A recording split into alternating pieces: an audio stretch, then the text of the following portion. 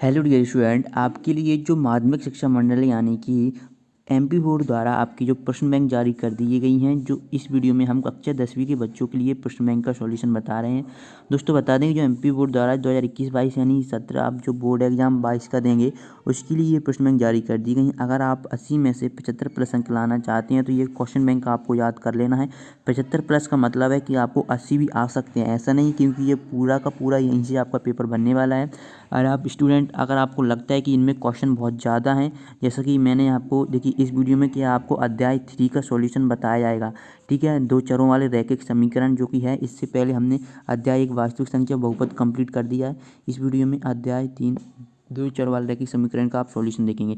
अगर आपको ऐसा लगता है कि इसमें क्वेश्चन ज़्यादा हैं तो इसके लिए हम जैसे ही जो आपकी क्वेश्चन बैंक कंप्लीट होती है उसके बाद हम एक वरदान सीरीज लॉन्च करने वाले हैं, जिसमें आपको टॉप हर चैप्टर में से मैथ और साइंस के टॉप हर चैप्टर में से टॉप 5 क्वेश्चन या 5 से 7 क्वेश्चन आपको बताए जाएंगे। अगर आप वो भी कर लेते हैं तो आप ऑब्वियसली 75 प्लस अंक तो भी ले आएंगे। ठीक है, तो अगर आपको वरदान सीरीज चाहिए तो आप हमें कमेंट बॉक्स में बता सकते हैं, अन्यथा जैसे ही ये प्रश्न बैंक आपकी पूरी कंप्लीट हो जाती है तो फिर आपको ये वरदान सीरीज देखने को मिल जाएगी बिल्कुल फ्री में, वो भी यूट्यूब चैनल पर। ठीक है, इसी SK टीच यूट्यूब चैनल पर। इसलिए आपको इस चैनल को सब्सक्राइब कर लेना है, साथ ही साथ बेल आइकन के बटन को प्रेस कर लेना है। ठीक है, तो हम वीडियो को स्टार्ट करते हैं, जो कि आपका अध्याय 3 है। अब आपको थोड़ा बहुत डाउट होगा कि देखिए ऐसे ये कितने सारे क्वेश्चन हैं, इन सभी क्वेश्चन को आप जिन बच्चों ने अभी स्टडी स्टार्ट किया है वो तो कंप्लीट नहीं कर पाएंगे, इसलिए उनके लिए मैं वरदान सीरीज लॉन्च कर रहा हूँ। लेकिन जो बच्चे चाहते हैं कि 80 में से 80 अंक आएँ तो वो ये पूरी क्वेश्चन बैंक कर सकते हैं। ओके, अब आपको डाउट हो रहा होगा कि भाई आप कैसे श्योर हैं कि आप हमें 75 प्लस अंक ला सकते हैं। तो बच्चों मेरे को साइंस और मैथ में 98 96 इतने नंबर आए हैं, तो इसलिए मैं बोल रहा हूँ। और सब्जेक्ट में भी अच्छे हैं, 90 प्लस हैं। तो इस अगर आप चाहते हैं इस चैनल से स्टडी करना चाहते हैं तो आप टॉप जरूर करेंगे। अगर विश्वास नहीं है तो 2019 में जब आपके पेपर हुए थे तो आप जब मैंने इंपॉर्टेंट क्वेश्चन दिए थे तब देख लीजिए, बहुत सारे बच्चों ने 90 प्लस ऑब्जेक्टिव 90 प्लस नंबर लाए थे सभी विषयों में, है ना। तो चलिए वीडियो स्टार्ट करते हैं, अध्याय 3 का सॉल्यूशन देख लेते हैं ताकि आपको कोई दिक्कत ना हो।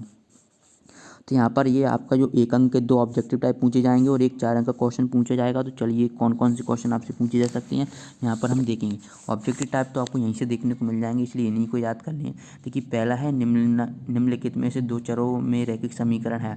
तो बच्चों ये क्वाड्रेटिक इक्वेशन है, ठीक है, और दो चर में भी है, ये आपको पता है। लेकिन क्या दो चरों में रैखिक समीकरण पूछ रहा है, ये द्विघात समीकरण है तो ये तो गलत हो जाएगा। ये भी द्विघात समीकरण है, ये भी द्विघात समीकरण है। तो ये दो चर हैं एक्स और वाई, और एक क्या, एक रैखिक समीकरण है। तो बच्चों एक्स का ऑप्शन डी सही हो जाएगा, आपका क्या, ऑप्शन डी।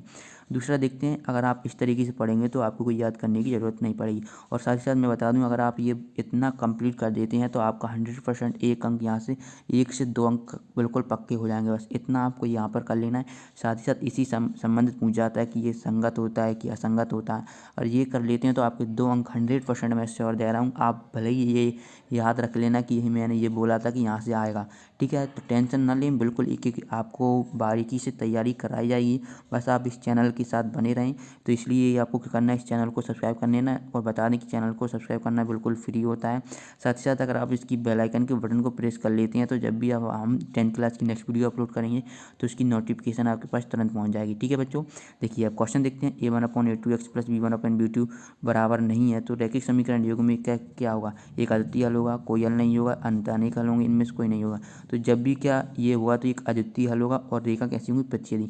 तो रेखाएं भी पूछ लेगा कि ये दिया हुआ रैखिक समीकरण, तो रेखाएं कैसी होंगी, तो प्रतिच्छेदी होंगी, है ना। और हल कैसा होगा, अद्वितीय हल। ये तीनों पॉइंट एक दूसरे से कनेक्टेड हैं, इनमें से दो क्वेश्चन पूछे ही जाते हैं। ठीक है, तीसरा देखते हैं, यदि a1/a2 बराबर b1/b2 बराबर नहीं है c1/c2, तो रैखिक समीकरण योग में ये आपको दिया है a1x plus b1y plus c1 बराबर 0, a2x plus b2y plus c2 बराबर 0 का होगा क्या, एक अद्वितीय हल होगा, कोई हल नहीं होगा, अंत अनेक हल होंगे, इनमें से कोई हल नहीं होगा। तो बच्चों जब ये c1 भी जो बराबर नहीं होता तो क्या, कोई हल नहीं होगा। और जो रेखाएं होती हैं वो कैसी होती हैं, समानांतर होती हैं। ठीक है, रेखाएं पूछेगा तो समांतर लिखना, हल पूछेगा रेखीय युग्म का हल, रेखीय समीकरण युग्म का होगा तो ये कैसे कोई हल नहीं होगा। तीसरा देखते हैं A1/A2 बराबर B1/B2 बराबर C1/C2। तो रैखिक समीकरण युग्म A1x + B1y + C1 बराबर 0 तथा A2x + B2y + C2 बराबर 0। तो ये क्या अंततः अनेक हल होंगे क्योंकि ये तीनों बराबर हैं। तो इसमें रेखा कैसी होंगी, संपाती होंगी, एक के ऊपर एक होंगी। ठीक है, तो ये क्या हो जाएंगी, रेखाएं संपाती होंगी। ओके, इस प्रकार से कर लेना है आपको। चलिए इसके बाद देखते हैं पाँचवा। यहाँ पर देखिए रैखिक समीकरण युग्म, अगर आप ये क्वेश्चन बैंक की कर लेते हैं तो आप यहाँ से अच्छे नंबर ला पाएंगे, ये मेरी गारंटी है। इसलिए क्वेश्चन बैंक को अच्छी तरीके से याद करें। ठीक है, और रैखिक समीकरण आपको ये दिया A1x + B1y + C1 बराबर 0 तथा A2x + B2y + C2 बराबर 0 का एक अद्वितीय हल होने की शर्त है। तो अद्वितीय हल होने की शर्त आपको बताना है। अभी मैंने बताया था A1/A2 बराबर नहीं है B1/B2, तो ये आपको कर लेना है। इसके बाद देखते हैं रैखिक समीकरण A1x + B1y + C1 बराबर 0 तथा A2x + B2y + C2 बराबर 0 का कोई हल नहीं होने की शर्त है। तो कोई हल नहीं होगा कब होगा, जब ये होगा। अभी ऊपर ही बताया था मैंने, दूसरा ऑब्जेक्ट था आपका ना, और इसमें के अंततः अनेक हल होंगे तो कब होंगे, जब ये तीनों बराबर होंगे। ठीक है, ये दोनों ये तीनों ये आपके 6 ऑब्जेक्ट यहाँ 6-7 ऑब्जेक्ट बनना है जो कि सिमिलर हैं। ठीक है, अब हम देखते हैं प्रश्न क्रमांक 2 जो कि आपको रिक्त स्थान पूछे जाएंगे। यहाँ पर आपको वैल्यू रखना है x बराबर 1, तो ये हो जाएगा 2, y बराबर आप रखेंगे, देखिए x बराबर 2 रखेंगे, 2 इधर आएगा तो 5 - 2 यानी 3 हो जाएगा, तो x बराबर y बराबर आपका 1 आ जाएगा। ठीक है, कोई दिक्कत नहीं होगी मेरे ख्याल से आपको, ये बस वैल्यू रखना है। दूसरा देखते हैं वह समीकरण जिसको ax + by + c बराबर 0 के रूप में रखा जा सकता है ना। a b c वास्तविक संख्या हैं और a और b दोनों शून्य नहीं है, तो चरों x और y में एक समीकरण कहलाता है। तो ये जो समीकरण होता है वो क्या है, रैखिक समीकरण कहलाता है। क्या कहलाता है, रैखिक समीकरण कहलाता है। तीसरा देखते हैं 2x + y बराबर k में यदि x बराबर 2 y बराबर 1 तो k का मान होगा।